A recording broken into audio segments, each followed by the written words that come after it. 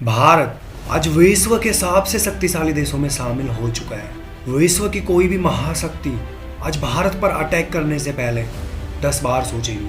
आज भारत का नाम अमेरिका की तरह हर क्षेत्र में ऊंचा होता जा रहा है। आपको भी ये जानकारी होगी, जब भी कोई देश आगे बढ़ता है तब बहुत सारे ऐसे देश होते हैं जो आपको गिराना चाहते हैं, लेकिन कई ऐसे भी देश होते हैं जो आपको आगे बढ़ाने के लिए कंधे से कंधा मिला के आपका साथ देते हैं। दोस्तों, आज के इस वीडियो में मैं आपको 5 ऐसे देश बताने जा रहा हूं जो भारत के लिए किसी भी देश से लड़ने को तैयार रहते हैं। नंबर 1, रूस।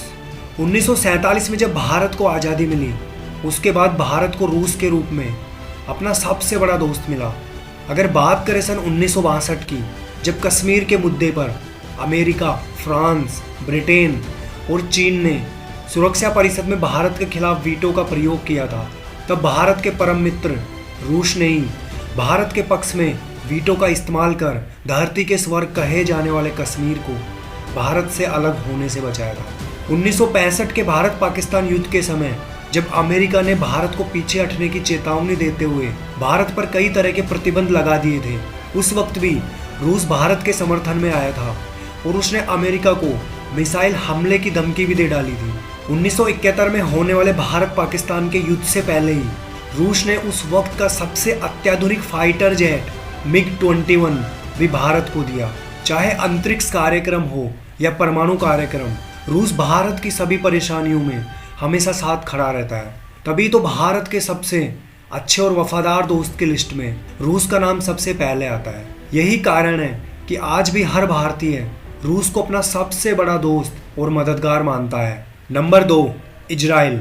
इजराइल भारत का दूसरा सबसे भरोसेमंद देश है।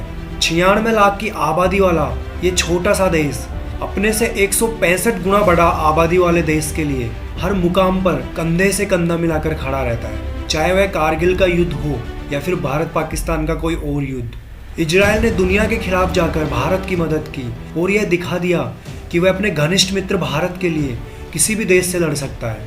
मोसाद, जो कि इजराइल की खुफिया एजेंसी है, उसने भारत की खुफिया एजेंसी रो के साथ मिलकर कई बड़े बड़े मिशन को सफलतापूर्वक अंजाम दिया है। साल 2017 में भारतीय प्रधानमंत्री नरेंद्र मोदी इजराइल की यात्रा करने वाले पहले भारतीय प्रधानमंत्री बने थे, जिससे इन दोनों देशों की दोस्ती को मानो 4 चांद ही लग गए हो।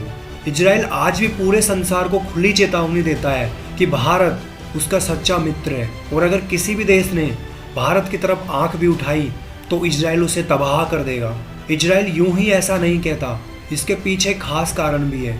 जब पूरी दुनिया यहूदियों के खिलाफ हो गई थी और हिटलर के नेतृत्व में उन्हें मारा जा रहा था, तब पूरे विश्व में भारत एकमात्र ऐसा देश था जहां यहूदी पूरी तरह सुरक्षित थे। यही कारण है कि इजराइल भारत को यहूदियों का दूसरा सबसे सुरक्षित घर मानता है और भारत के लिए कुछ भी करने को तैयार रहता है। Number 3, Japan. भारत और जापान के बीच रिश्ते 6वीं शताब्दी से ही काफी मजबूत और घनिष्ठ रहे हैं। जापान की और भारत की संस्कृति, परंपरा, कई चीजें एक जैसी ही लगती है।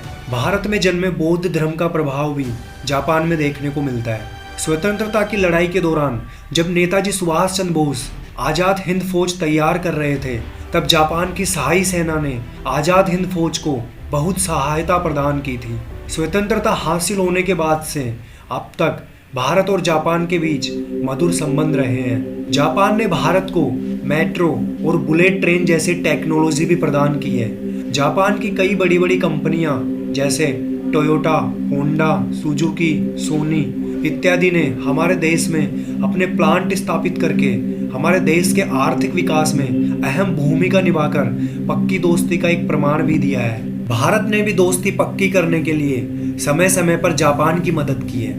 2011 में जब जापान में सुनामी आई थी, तब भारत ने अपनी NDRF की टीम को उसके पहले विदेशी मिशन के रूप में विदेश भेजा था और लापता व्यक्तियों के लिए खोज और बचाव अभियान चलाया था। नंबर 4, नेपाल।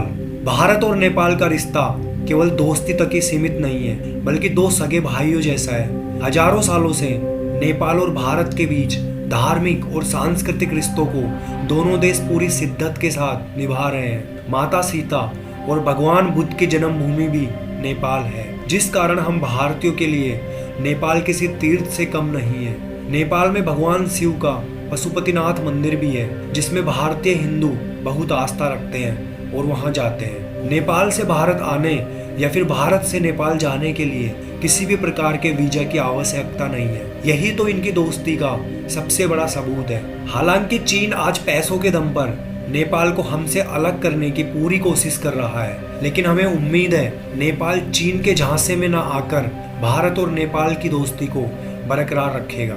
नंबर 5, भूटान। दोस्तों, भूटान को पैसों और अर्थव्यवस्था के मामले में तो गरीब देश का दर्जा दिया गया है, लेकिन इतिहास और संस्कृति के मामले में यह देश सबसे अमीर है। ये देश आज तक किसी अन्य देश का गुलाम नहीं बन पाया है। भूटान और भारत के बीच बेहद खास रिश्ता है। कई वर्षों पुरानी ये दोस्ती आज भी वैसी की वैसी ही है। भारत ने अपने पुराने दोस्त देश भूटान के लिए यह रिवाज भी बना रखा है कि भारत के लगभग सभी प्रधानमंत्री अपने कार्यकाल में कम से कम एक बार भूटान जरूर जाएंगे। प्रधानमंत्री नरेंद्र मोदी ने तो 2014 में अपनी पहली विदेश यात्रा भूटान की ही की थी।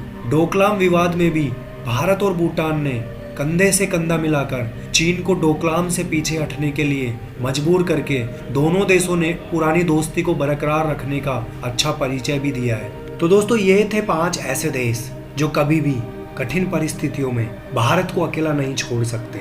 हम सब मिलकर भी भगवान से यही प्रार्थना करते हैं कि भारत और इन देशों के मध्य संबंध ऐसे ही मधुर बने रहे। जय हिंद, जय भारत।